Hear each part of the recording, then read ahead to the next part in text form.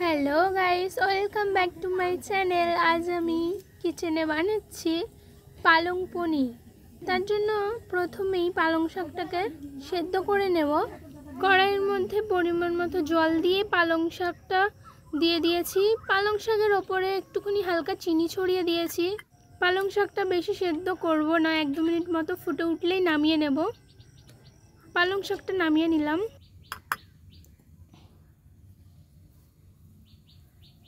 আদা রসুন টমেটো একসাথে পেস্ট করে নিতে হবে। পেস্টটা করে আমি সাইডে রেখে দিয়েছি। কড়াই তেল দিয়ে পরিমাণ মতো গোটা জিরে, তেজপাতা আর পেঁয়াজ দিয়ে দিয়েছি অনেকটা কুচি করা। দিয়ে ভালো করে নেড়ে চেড়ে ভেজে নিতে হবে পেঁয়াজটাকে।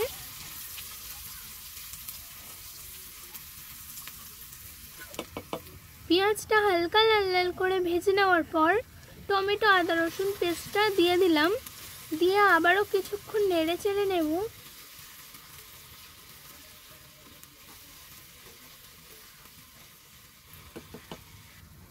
কিছুক্ষণ নাড়াচাড়া করার পর এবার মশলা দিয়ে দেব।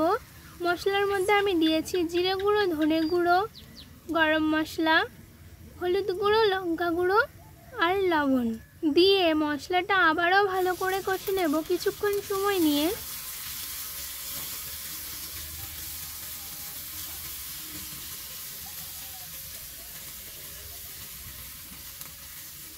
একটু জল দিয়ে আর একটু মশলাটাকে ভালো করে কষে নেব।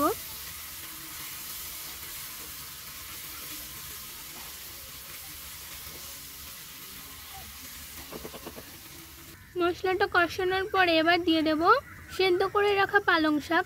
সেদ্ধ করা পালং শাকটাকে আমি কাঁচা লঙ্কা ধনেপাতা দিয়ে পেস্ট করে নিয়েছিলাম। পালং শাকের পেস্টটা দেওয়ার পর আবারও ভালো করে 1-2 মিনিট ধরে নাড়াচাড়া করে নেব।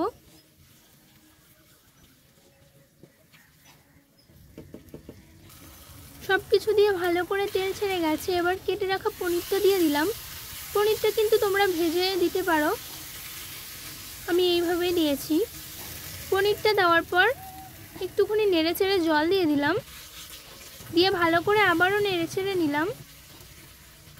নেড়ে চেড়ে নিয়ে ফুটে উঠলে এক টুকরো বাটার দিয়ে দিলাম।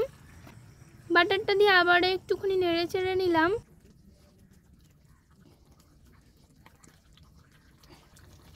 এবার নামিয়ে নেব। কড়াটা আমাদের পালং পনির রেডি হয়ে গেছে। এবার উপর দিয়ে ফোড়ন দিতে হবে। তার জন্য উনুনে একটা বাটি বসিয়ে তেল দিলাম।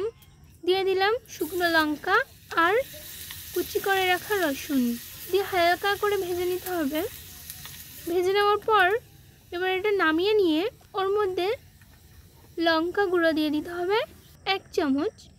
দিয়ে ভালো করে নেড়ে চেড়ে মিক্স করে নিয়ে পনিরের ওপর দিয়ে দেবো।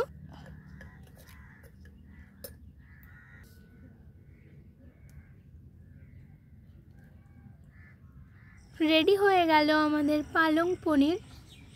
দেখতে কিন্তু খুব সুন্দর লাগছে, খেতেও খুব টেস্টি হয়েছিল। আমার এই চ্যানেলটা সাবস্ক্রাইব করে পাশে থেকো।